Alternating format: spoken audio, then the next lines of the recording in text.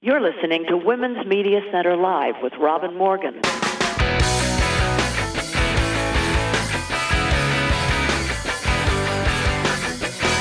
Welcome to Women's Media Center Live. I'm Robin Morgan. Well, we have been through another week where news propagated itself so rapidly and in such numbers of items that the items might as well have been tribbles on the USS Spaceship Enterprise. Except that the news items were not soft and cuddly. On the contrary, they are fodder for fighting words coming later in the program and for Surrealism Corner for sure, and of course for Inside the Headlines. But my guests this week are two women who give the lie to exposing two popular narratives. One about Puerto Rico, the anniversary of Hurricane Maria just passed, with a pervasive myth that Puerto Rico is incompetent and in debt and a mess, and so they're suffering from the hurricane, which Trump at first claimed was only 64 people, is kind of to be expected. Well, we now know through independent studies that actually close to 3,000 people died, which Trump immediately dismissed as an exaggeration by Democrats. We have the woman to go inside that narrative and tell us the real truth, and also tell us why and how Puerto Rico doesn't try to change its status. And my other guest goes inside another myth, the myth that as medicine advances, so does its consciousness regarding female patients. Not true. She's written a book about the medical establishment and its attitudes and behavior toward women, and she became even more radicalized when, as a writer who herself had written greatly on medical issues, she suddenly found herself a patient. Radicalizing indeed. So there's a lot to get to, and let's get started by going inside the headlines.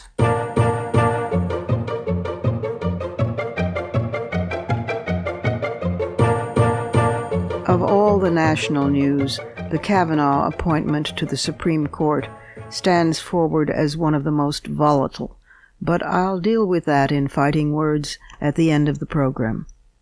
Now, we'll start abroad this week here. This story never made one headline. The international NGO Donor Direct Action did release tragic information, however. Suhaira Kourain Farah and her sister Zamzam underwent female genital mutilation on August 29th at their home in Turidibi, a small village in Puntland, Somalia, on the border with Ethiopia. The girls bled profusely, and within a week both fell into comas.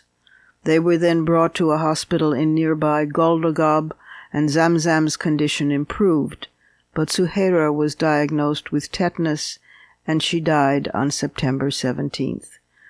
For those who think FGM has been solved, know that this was the third confirmed death of a girl caused by FGM in the Puntland region alone in less than a week. It follows the death of two sisters, aged 10 and 11, who died on September 11th after bleeding nonstop for 24 hours. They were cut just across the border, although FGM has been illegal in Ethiopia since 2004. In late July, following the death of another 10-year-old girl, the Somali federal government promised to bring the first ever FGM prosecution in that country, but it's unclear that anything has been done since, and although laws do exist on child protection, FGM is not specifically illegal. The United Nations has sounded a human rights alarm over Saudi Arabia's cracking down with two more arrests. Two additional women, Samar Badawi, an internationally recognized activist, and Nasima al-Sarraj, a co-founder of the Al-Adala Center for Human Rights, were detained early in August. At least 15 prominent women's rights activists are being held, yet women in the kingdom continue to agitate for an end to the country's male guardianship laws system, which keeps women permanent minors. The activists are buoyed by their victory in having finally pushed the government to let women drive. Speaking of the United Nations, Secretary General Antonio Guterres announced that Michelle Bachelet, the first woman to serve as Chile's president and the former first executive director of UN Women, would now become the top official for human rights at the UN, the High Commissioner for Human Rights. Russia is apparently in a state of shock since September 9th, when two different appeals courts at opposite ends of the country acquitted two women for having killed their husbands. Yana Gutcheva and Galina Katorova, each arrested separately for having stabbed their husbands to death with kitchen knives after suffering years of domestic abuse. The women had both been sentenced to prison. Yet two different appeals courts overturned the verdicts and acquitted the women. Domestic violence has had a great resurgence lately due to, quote, traditional family values espoused by President Putin and backed by conservatives allied with the Russian Orthodox Church. New laws limit domestic violence definitions to an act that causes broken bones or lands a woman in the hospital. Anything less than that is not considered criminal. Abusers who had previously faced up to 2 years in jail now risk only 15 days or a fine under $500. Women's rights activists across Russia who fought that law hope that these appeals verdicts will send a message to the government, but they doubt the government will listen. Coming home again, new economic research suggests that attitudes toward a woman where she's born have a lasting impact on how much she works and earns as an adult. Released as a working paper in August from economists Kerwin Kofi Charles of the University of Chicago, Jonathan Guryan of Northwestern, and Jessica Pan of National University of Singapore, show that a woman's lifelong earnings and how much she works are influenced by the levels of sexism in the state where she was born. For instance, a woman born in the Deep South is likely to face a much wider economic gender gap than a woman born on the Pacific Coast, even if both women moved, say, to New York as adults. Levels of sexism varied widely by state, and though the limits have declined across time, the differences between states persist. Sexist attitudes are most prevalent in the Southeast and least prevalent on the West Coast, and the Midwest varies. In another Me Too triumph, the Reverend Billy Hybels, founding pastor of Willow Creek Community Church, was forced to resign after multiple accusations of sexual harassment and misbehavior. Willow Creek is one of the country's most powerful evangelical congregations, with an international high-profile and huge network of supporters. The congregation learned of the allegations only after some of the women told their stories to the Chicago Tribune and Christianity Today last spring. The elders and board said the women were lying, but when Hybels' former assistant came forth and spoke about Hybels having insisted that she perform oral sex on him and his having, quote, broken me down emotionally, close quote, the denials finally stopped. The megachurch's entire board of elders had to resign. The State Board of Education in Texas has just voted to eliminate several historical figures, including Hillary Rodham Clinton and Helen Keller, from the state's social studies curriculum. The decision, made by the 15-member body, reportedly came as part of an overall effort to streamline the state's social studies curriculum. And last, an unintended consequence story. A PR agency founded by the ultra-conservative billionaire Koch brothers commissioned an opinion poll on U.S. policy issues, seeking validation for the Koch brothers' policies. 84% of respondents said, however, that enforcing equal rights for all was a very effective or somewhat effective solution to overcoming social barriers. 85% were for encouraging scientific and technological innovation. 77% believed in ending harsh sentences for nonviolent crimes. 69% wanted more regulation of Wall Street, and 66% were for government-paid college tuition. Needless to say, a Koch-backed group had campaigned against government-paid tuition in 2016. You have to be careful. When you claim to be going after facts, you sometimes get, facts.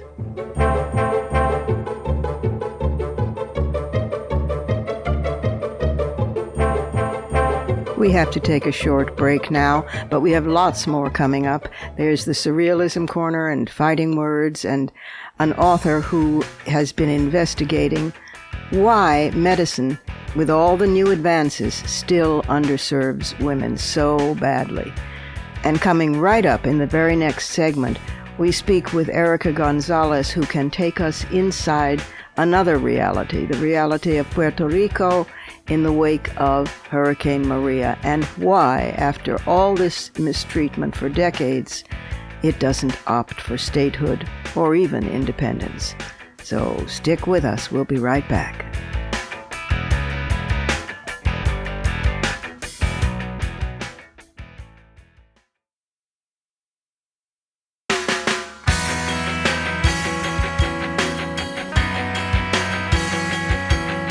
Subscribe to this program on your favorite podcast platform and leave us a review.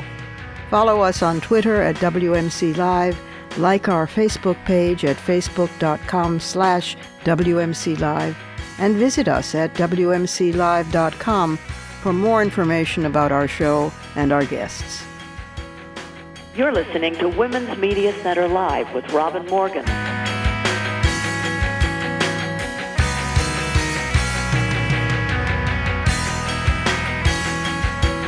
Welcome back. Puerto Rico has been in the news again, and well, it should be. Not only because it's an anniversary, the one-year anniversary just passed of Hurricane Maria, which devastated the island and the region, but also because George Washington University has recently released a much more accurate estimate of the excess deaths that the hurricane created and that occurred in the wake of the hurricane disaster and damage. And not only does it not total in the 60s, but it is 2,975 people, and that is still an estimate. It is expected to go higher with more research. Trump's reaction, of course, to this astonishingly high number was to say it was wrong, it was untrue, it was all a lie made up by Democrats, when in fact it was by independent scholars. But that's nothing new. The incompetence and the callous reaction to the disaster in Puerto Rico and now we know about 3,000 American deaths of American citizens of Puerto Rico takes your breath away still. Recently there were demonstrations in front of the White House, in front of Trump Tower in New York, and in front of Mar-a-Lago in Florida on the anniversary itself. And these were led in no small part by my guest today. Erica Gonzalez is the deputy director of #Power for Puerto Rico, a coalition of organizations and leaders and advocates around the country working together to address the devastation caused by Hurricane Maria. Through communications and direct mobilization and advocacy. She's a lifelong advocate for social justice and Latino issues, and she has been particularly focused on the issues most impacting Latinas. At the New York City Council, she led the development and implementation of the Council's first ever digital inclusion and innovation plan, and is the former executive editor of El Diario La Prensa. She conceptualized September 11th, the Latino experience. Full disclosure, we are proud to have her as a member of the Women's Media Center Board of Directors, and I am proud to have her with us again today on the program. Erica Gonzalez. Erica, welcome back to Women's Media Center Live. It's been too long. Thank you, Robin. I appreciate the opportunity. I'm so glad that you're with us to talk about Hurricane Maria and its disastrous aftermath, because you're the deputy director of #Power for Puerto Rico. Tell us about Power for Puerto Rico and bring us up to speed on the anniversary, which almost makes me cry to think about. Yeah, so Power for Puerto Rico, and you can follow us on Twitter, of course, and other social media platforms, is a coalition that was formed in the days and weeks after Hurricane Maria hit Puerto Rico, and it was put together as a vehicle for advocating for Puerto Rico and displaced families in Washington, D.C. People quickly saw that we would have to quickly move beyond the relief effort and advocate for measures that will help Puerto Rico rebuild on its own terms. So, for example, during Hurricane Maria, people may have heard that we couldn't even get to the island supplies that were located in the Dominican Republic, which is, of course, a nearby Caribbean country, because we needed a waiver from the Jones Act, which is a very antiquated law that affects Puerto Rico. It's a maritime law that affects Puerto Rico and has restrictions because ships before coming to Puerto Rico with goods have to dock in Puerto Rico in the U.S. mainland first, which jumps the price of goods. So imagine in this emergency, in this crisis, we could not bring over supplies that were desperately needed from the Dominican Republic until we got a waiver. So this is the kind of thing, this is why Power for Puerto Rico was assembled. It's nonprofit organizations, it's political advocacy organizations and direct action organizations that have come together to not dictate to Puerto Rico what it needs to do, but to sort of like clear the runway so the island can recuperate and also build better. My God, I mean, the disaster was so thorough with these new figures emerging, this new death toll recently, that it's basically, as opposed to the 64 deaths, by the way, which would be really bad for those 64 individuals and their families. The 64 deaths that Trump claimed, piece of cake, basically. Nothing as bad as what happened in Houston. And in fact, it's worse. Almost 3,000 people died, we now know.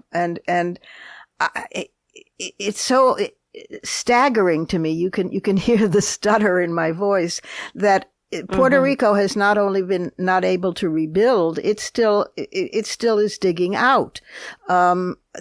Your efforts and your analysis seems to me very close to the woman I was following I became a fan with the mayor of San Juan, Carmen Cruz. Yeah, she is fantastic. She said the administration killed the Puerto Ricans with neglect. This is what she said it was done by the Trump administration, and it was silently approved by most of the political class in Puerto Rico.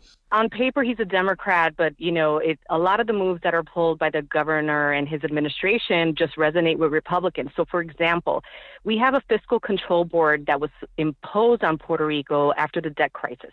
And Robin, what I want your listeners to know is that the debt crisis, like you and I, if we got an inflated bill in the mail, we would want to know all the details. We would want transparency. We would be on the phone. This debt has never been fully investigated, audited, or independently audited. So it's like the narrative that has run in the media about this huge debt. It's like you have to look at the particulars. And the other aspect of this disaster is that you have all of these predatory hedge funds that and real estate operations that are basically just trying to do another round of just what's unabashed colonialism, like sweep up land and take advantage. So this fiscal control board, people need to understand, and Power for Puerto Rico is trying to create a drumbeat around deauthorizing the fiscal control board from overseeing disaster funds, recovery funds. Cannot have it's a conflict of interest. So one of the things that we are highlighting as Puerto Ricans, as U.S. citizens, as allies across labor, interfaith, progressive communities, and communities who understand the importance of justice from the border to Flint, Michigan, is that what we are highlighting is that the Fiscal Control Board cannot oversee recovery funds for Puerto Rico. It is in charge of squeezing Puerto Rico, of austerity measures, of a death by 1,000 cuts.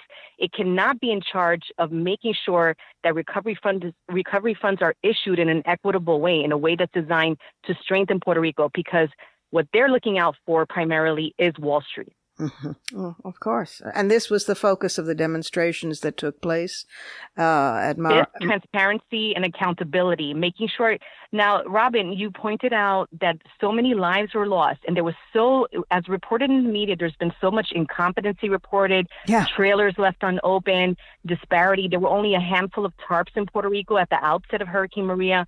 Meanwhile, there was much more preparation in Florida and Texas for Irma and Harvey, so what we're saying here, and Robin, as someone who has a father in his 70s and other family and living in Puerto Rico, is that you want to know that your government is moving heaven and earth to make sure that no time is lost in getting supplies to them, in attending to their medical needs. So this is not only political, it's personal. Anyone listening would want to know that their loved ones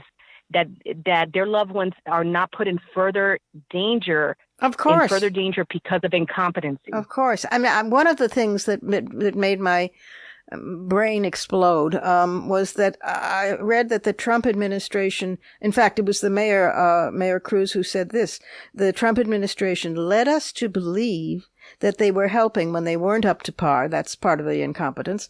And they didn't allow other countries to help us. In the meanwhile, I suppose they thought that would look bad. They weren't doing it, but they didn't want anybody else. Well, basically, they really, as racist fascists, wanted Puerto Rico to disappear and Puerto Ricans to die. I mean, I am sorry to ventriloquate their motive into them, but it certainly looks suspiciously along those lines. They literally did that because that didn't get out in the press much here. Right, exactly. Like not only Dominican Republic was willing to offer help, also Cuba, and then remember the USNS Comfort, the hospital ship. Yes. It was deployed late. It was deployed really to me, Robin, as in reaction to criticism. Actually, when Hillary Clinton tweeted out, this ship should be deployed, it was deployed. And then not only was it deployed and then it got there, then it just sat there empty, So it's like, what else are people going to perceive or believe other than like neglect and disrespect and disregard for life? Yeah. Well, so what can people do do you think, to address this, and how can they become involved with or help Power for Puerto Rico? Because it's power in all senses of the word. Yes. I mean, like we see the same when we're talking about justice, we're talking also about like, we see the connections with what's happening in Flint or at the border, and like this disregard for families and the lives and well-being of people. So what we're asking people to do is sign up for our alerts, our action alerts at powerforpuertorico.com, and then show up in the campaign or contact your congressional rep and tell them you want accountability and transparency around Puerto Rico. Congresswoman Nydia Velázquez is pushing 2 bills that we are supporting. And one is to call for an accurate count of lives, of deaths during a disaster. And the other one is to create a 9/11 style commission that will investigate all of the wrongdoing around Hurricane Maria, not only in Puerto Rico and the U.S. Virgin Islands, which we stand in solidarity with, of course. Of course. So we want people to, this is not just about, we are so grateful for all the relief and everyone's solidarity. Now we need to push legislative action. And also telling your congressional rep that the Fiscal Control Board in Puerto Rico should not be overseeing the management of recovery funds. Those are like the points that we are pushing now, and they are critical to Puerto Rico's future, especially considering, and also the level of hurricane preparedness by FEMA. Hurricane season happens in Puerto Rico and the Caribbean every year. So the power grid that was patched up, it wasn't rebuilt. It wasn't transformed into microgrids that make more sense, and also capitalizing. Another thing I will tuck in, rallying for solar energy, for renewable energy. You have the whole fossil fuel industry that wants to come in and take over Puerto Rico. So we need to push back. Oh, wow. You got a full agenda, my dear. Take a minute and talk to me about the kick-ass women who lead the Center for Investigative Journalism in Puerto Rico, because they do not get the coverage that they deserve. I think what little accurate we know about what actually happened to these Americans, in Puerto Rico, Americans, the citizens of Puerto Rico, is due to those women. To talk about them. You yourself as a former journalist. Yes. So I've said to people, we love David Bignot's coverage. He is dedicated.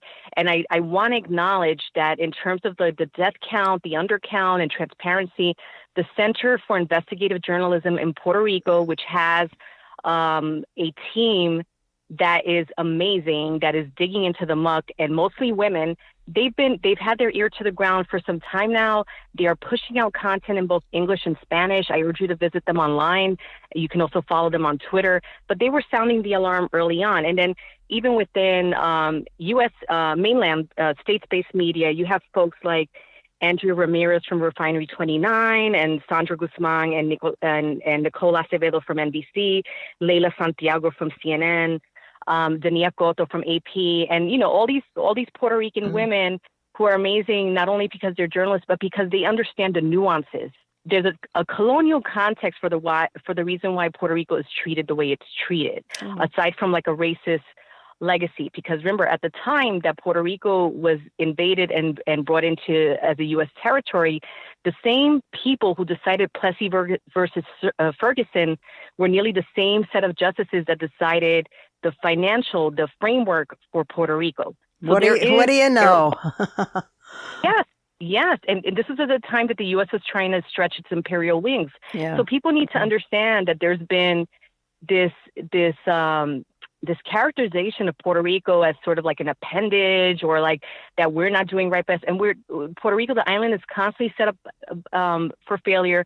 And in spite of that, you have so many women on the ground that are leading these amazing nonprofit organizations and community-based movements to not only rebuild Puerto Rico, but change the way, like using participatory models for rebuilding towns and cities in Puerto Rico. So we need to support them. Absolutely. I personally don't understand why Puerto Rico settles for this ephemeral state, this foggy, precarious isn't. Why it doesn't either demand statehood and the full responsibilities, but also perks that come with that, or say, get the hell out, we want to be an independent country. I mean, I could support it either way, but it seems to opt for this middle road. Is that a good thing, Erica, or not a good thing?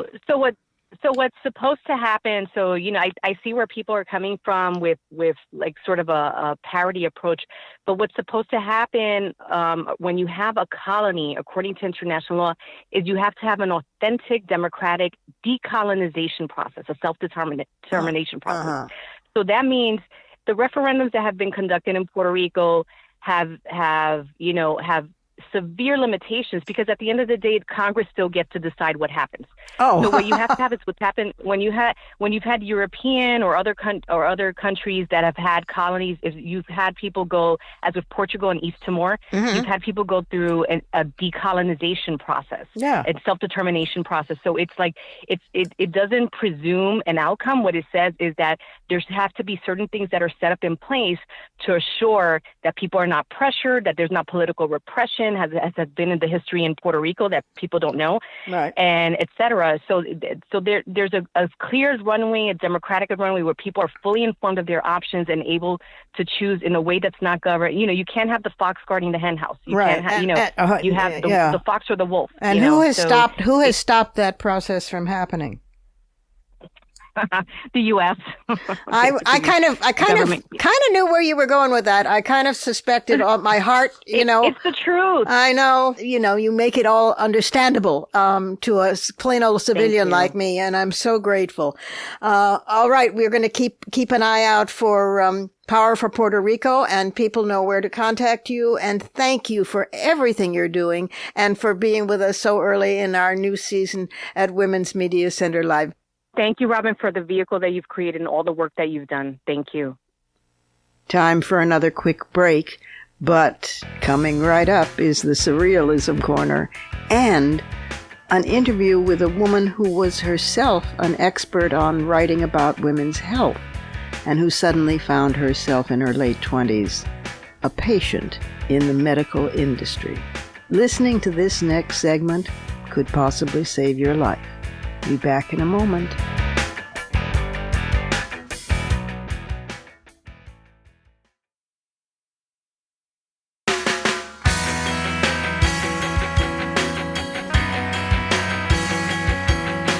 The Women's Media Center founded in 2005 by Jane Fonda, Gloria Steinem, and myself, is a progressive, nonpartisan, nonprofit organization working to make women visible and powerful in media.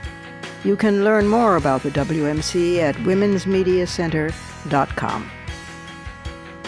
You're listening to Women's Media Center Live with Robin Morgan.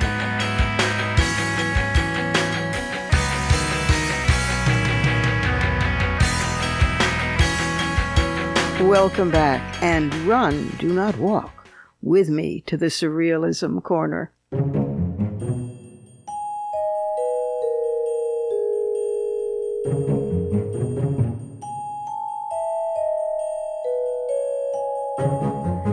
A few short items about the irrationality of sexism and misogyny. Players receive 50% of revenue in the NBA, but less than 25% of the revenue in the WNBA. That's according to Forbes magazine. Furthermore, WNBA rookies can earn as little as $41,200 a season. The self-reported nature of pain scores inevitably leads to their accuracy being challenged. The subjective nature of discussing pain opens the door to stereotyping and bias. For example, the 2014 edition of the textbook Nursing, a Concept-Based Approach to Learning, warned practitioners that Native Americans, quote, might pick a sacred number when asked to rate pain, and that the validity of self-reporting will likely be affected by the fact that, quote, Jewish people believe that pain must be shared, and that black people, quote, believe suffering and pain are inevitable. Well, my mother and sisters certainly did know how to share their pain, and I happen to agree about pain and suffering being inevitable, although I'm terminally white. But I digress. Pearson, the book's publisher, announced last year that it would remove the offending passages from future editions, but biases remain and affect treatment. A 2016 paper noted that black patients are significantly less likely than whites to be prescribed medication for the same level of reported pain, and they receive smaller doses. A group of researchers from the University of Pennsylvania found that women are up to 25% less likely than men to be given opioids for pain. This next item could compete for the all-time Sheer Stupidity Award. It comes to us from a continuing care retirement community outside St. Louis, Missouri. Mary Walsh and Beverly Nance toured Friendship Village, Sunset Hill, and they liked its pool and fitness center, its activities, and its newly built apartments for independent living. They had dinner there with a friend and a former co-worker and their spouses, all enthusiastic residents. Mary, 72, a retired AT&T manager, said she felt good about it because it was faith-based but non-denominational, and it included assisted living and a nursing home should they be needed. If one member of the couple came to need more care than the other, they still would be able to dine together. Mary said, "We wanted to be together no matter what happened." They paid a $2,000 deposit and put their house up for sale, planned to move in 90 days, and began packing. Then came a call from the residence director asking about the nature of the relationship Mary had with Beverly Nance, 68, a retired professor.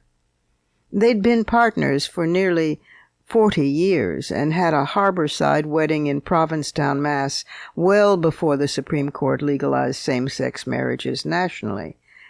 Mary said she told the residence director, "We've been married since 2009, and the reply had been ominously, "I'm going to need to call you back." Well, the women wound up in federal court alleging sex discrimination in violation of the Federal Fair Housing Act and the Missouri Human Rights Act. Friendship Village apparently has a cohabitation policy that limits shared units to 2 siblings, parents and children, or spouses, and, quote, "The term marriage as used in this policy means the union of one man and one woman as marriage is understood in the Bible," close quote. neither federal nor Missouri law explicitly covers sexual orientation, but both outlaw sex discrimination. This apparently is a quiet pattern in the long-term care facility industry, and compared with older adults who are heterosexual, lesbian and gay seniors are more vulnerable, and they are less likely to be parents and twice as likely to be single and live alone, having outlived a partner. Friendship Village refused to speak to the press, but in a statement claimed they'd be guided by their Christian faith and wish only the very best for all people, including Walsh and Nance. The statement added, "We are prayerfully and thoughtfully reviewing this." Mary and Beverly had thought they were beyond that sort of response, because earlier, visiting a Lutheran retirement community, Mary had asked if administrators saw any problem admitting two married women. Quote, "He said no and looked at me like, 'Why would you ask me such a silly question?'" In 2016, Tonya Jacoby published an empirical study with Dylan Schwiers on SCOTUSOA.com. It was titled Justice Interrupted, and it showed that female Supreme Court justices are interrupted 3 times more often than male justices, by both male justices and male advocates at oral argument. Justice Ginsburg said the article might well affect the justices' behaviors, and Justice Sotomayor later confirmed that the study had changed the dynamics of the court, inspiring some of the men to apologize and Chief Justice Roberts to act more as the referee he claimed to be. But on August 2nd of this year, an article by Tonya, titled Gendered Interruptions at the Court, also published in SCOTUSOA.com, notes that unfortunately the numbers don't bear out these conclusions. The 2017 term was in fact the second most gender unbalanced in the last 20 years. The ratio of interruptions of female versus male justices was higher than it had ever been.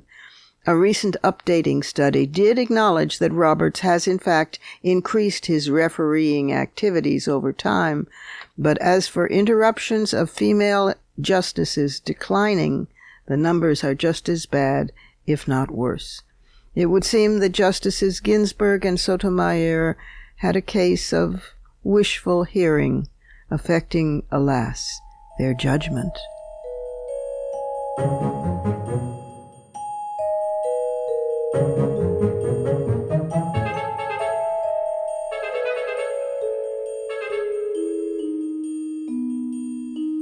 My second guest today is Maya Dusenbery. She's an American journalist and author, the executive editor for editorial at the feminist blog, Feministing, and she's the author of the new book, Doing Harm, The Truth About How Bad Medicine and Lazy Science Leave Women Dismissed, Misdiagnosed, and Sick.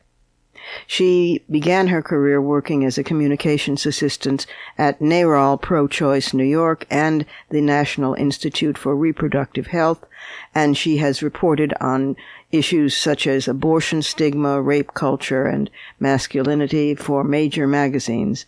But she really was radicalized when it turned out at age 27 that she was diagnosed with rheumatoid arthritis, and she became a patient in the hands of the medical establishment. Here is Maya Dusenbery. Maya, welcome to Women's Media Center Live. Thank you so much for having me. The book is called Doing Harm, and the subtitle is The Truth About How Bad Medicine and Lazy Science Leave Women Dismissed, Misdiagnosed, and Sick. Doing Harm. And it really, it covers the history of medicine and women. It touches on everything from, quote, hysteria to the dismissal of women, just not believing women, period, to the blaming of anything that women feel they have on neurosis, to the not factoring women into tests and trials, which is the one that's always got me. I mean, the heart attack study, the famous heart attack study. Talk a little bit about that. Mm-hmm. Yeah, this was another thing that I was really not prepared for. I think I sort of vaguely knew that in the early 90s there was some public outcry about the fact that women had really been excluded from a lot of clinical research, and the FDA at that time, was forbidding all women of childbearing age from taking part of early phase drug trials, and the NIH couldn't really say how many women were actually included in federally funded research. But I think when I first started this research, it felt like, early 90s was a while ago, hopefully that problem has been solved.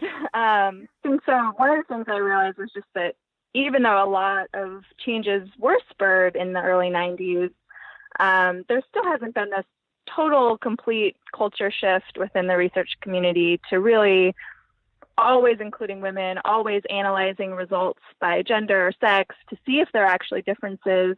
And the second problem being that just even as more and more research has come out in the last 25 years, a lot of that knowledge is not yet incorporated into medical education because that's just this very slow-moving system. Right. And so it still really impacts the clinical care that we get, and I think it's something that I certainly wasn't aware of how slow that kind of change happened. Yeah, that's amazing, isn't it? Because it's, in other words, they know something specific is real and it's happening and it's a disease and these are its symptoms and this is how it affects women. And then they go and they're still teaching an old approach to that, which is the opposite. And that is just seems to me absolutely criminal. Yeah, heart disease was one of the examples that really kind of captured me to begin with, because it is this area where there is so much research that shows that there are real differences between symptoms and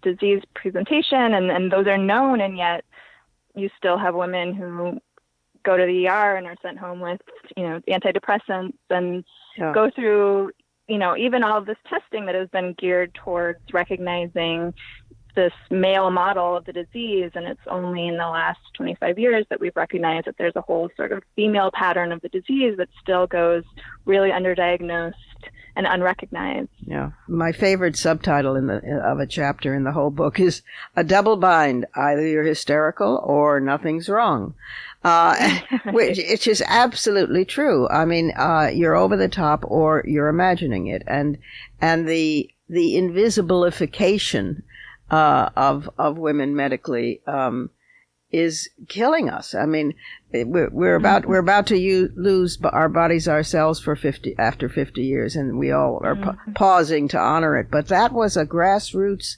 women's movement effort to try and put some power back in women's hands and to make women understand that health was political. Yeah, and I think the time is really ripe for another sort of grassroots movement like that, because one of the things that I was very struck by that I don't think I really appreciated before, talking to a lot of women who had had these experiences being dismissed and having their symptoms brushed off as all in their head, I think that there's a lot of silence around these experiences where women sort of internalize that, or even if they recognize that the doctor was wrong and keep pushing, they assume that it was just, one bad apple, or that they could have done more to advocate for themselves. Right. And so they're left with this sense that must just be them. And it's not until, you start opening up about these experiences and you start finding that so many other women have very similar tales that you can really see that this is a pattern, and it's a pattern because it is connected to these deeper systemic problems. This isn't an individual problem, and it needs to be ameliorated as a systemic problem. Right. It's those four powerful compare notes words. It's not just you. I know that there's a section at the end of the book where you talk about what we can do about this. Talk a little bit about that. I've been sort of reluctant in these interviews to kind of give advice to individuals, just because for one thing, that double bind that you mentioned, I think is really, really real and really kind of hampers women's ability to be advocates for themselves, because of course kind of pushing is better than not pushing, but you're still stuck in this place of you don't want to be super aggressive, because then you're sort of stereotyped as this demanding patient. Difficult patient. right. Difficult. Yes, difficult patient. Right, right. Yeah. So, yeah, but, that said, obviously, I think getting a second opinion is very important, and it's important for women to sort of feel like that's okay, and that if a doctor or another medical professional is saying nothing's wrong and you know that something is in your body, you should honor that and trust yourself over that expert, even though that can be very hard to do.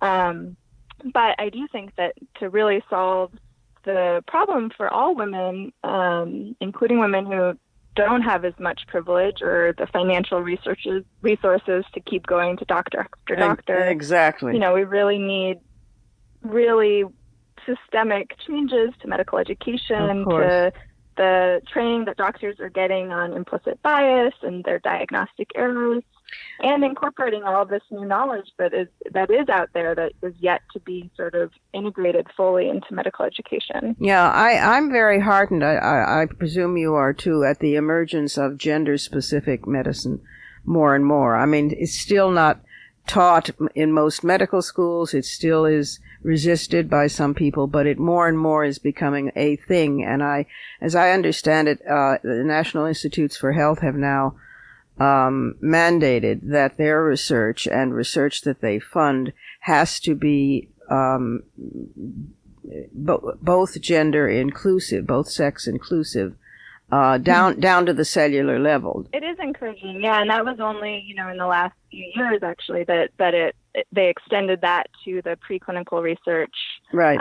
After decades of sort of calls within the community for researchers using mice and cell lines to really pay attention to sex, but sort of after those voluntary calls haven't yielded much, there's more policy change at the NIH level. But yeah, it'll take a while for that to yield fruit. So the answer is, for the moment, batten down the hatches, talk back to your doctor, bring a friend with you, get politically active to help change the system, and hope for the best.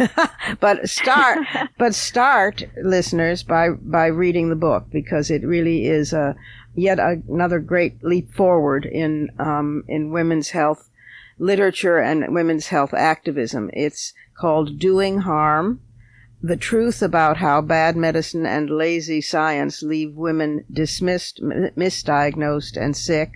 Doing Harm by Maya Dusenbery, the editor of Feministing.com, which is a wonderful site and a wonderful magazine, online magazine.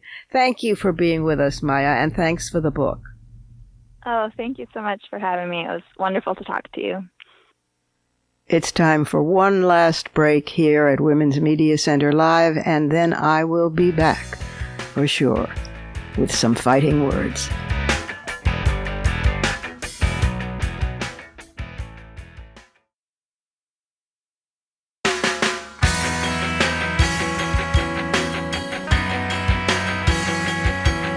For the smartest talk about news, politics, sex, books, religion, race, and more, it's Women's Media Center Live with Robin Morgan.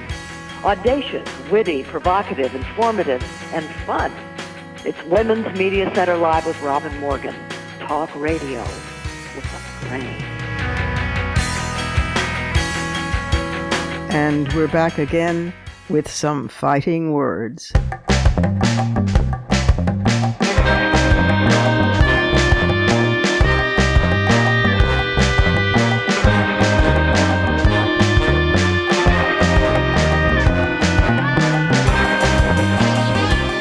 As of this moment, it's still uncertain whether and when Dr. Christine Blasey Ford will testify before the Senate Judiciary Committee about her alleged sexual assault in high school by Brett Kavanaugh, Trump's nominee for a lifetime term on the Supreme Court. I say alleged because that's legally required, but I believe Christine Blasey Ford, and I still believe Anita Hill. We expect ignorance and vitriol from Trump, who has now broken his restraints and is attacking Dr. Ford. Were we terminally naive to think that perhaps Senate Republicans might have learned something from the debacle of their performance in 1991? Yes, we were. First, they said this was too late for Ford to testify, then, forced by public pressure, scheduled her only 3 days hence to sit at the same table as if on a panel with her accused assaulter.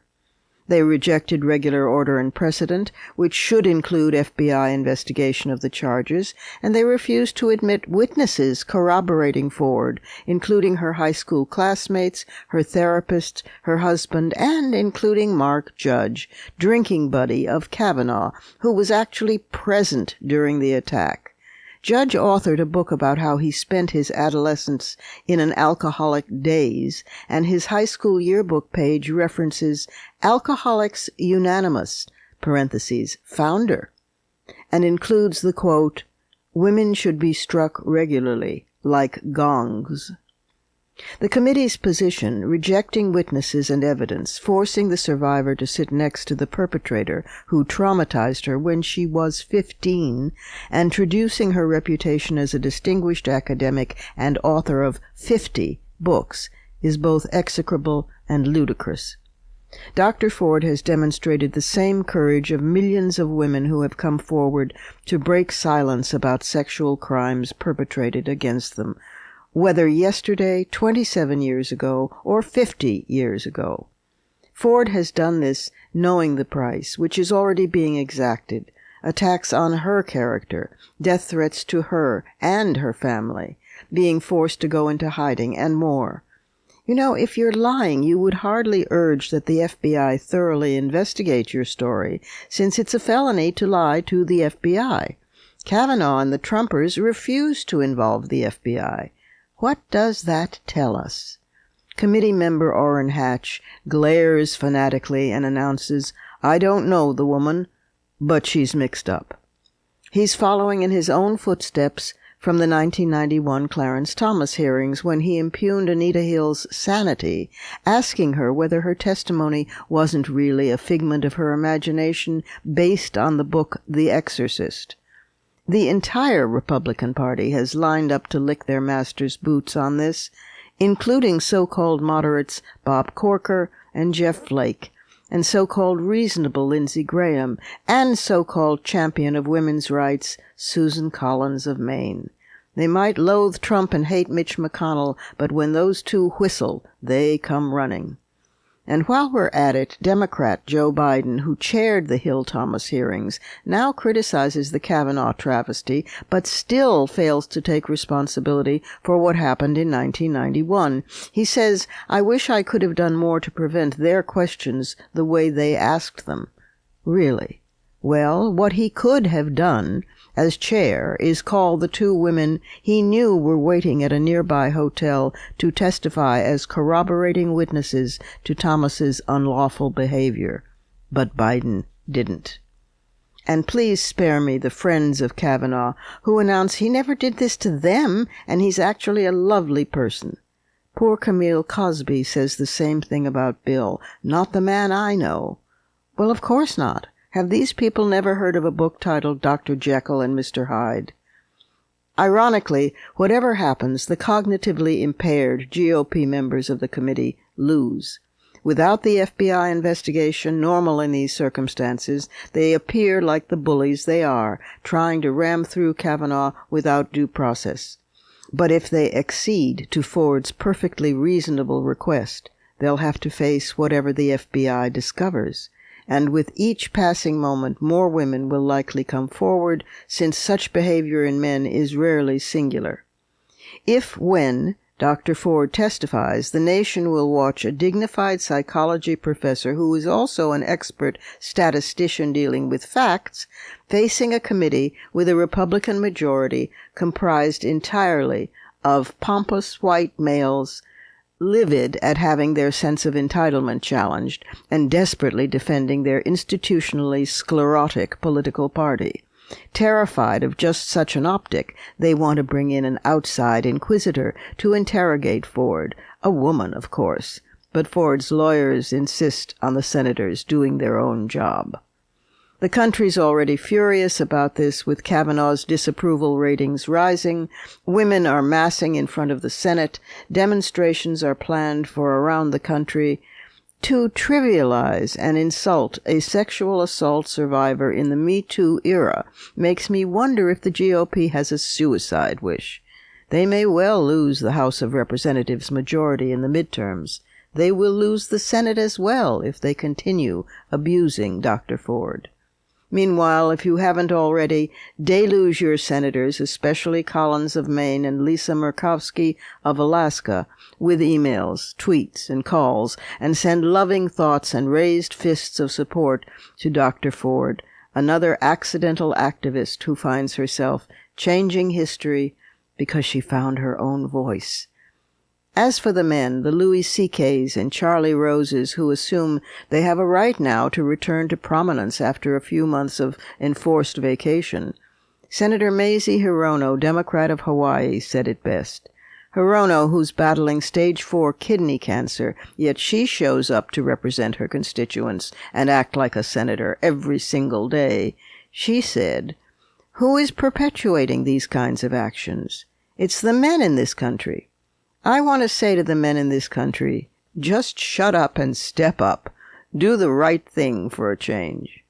GOP men have learned nothing, apparently, since 1991. But women have learned a lot. It should be an interesting week. Those are my fighting words. Add yours on Twitter and be sure to tag us at WMC Live and use the hashtag #FightingWords.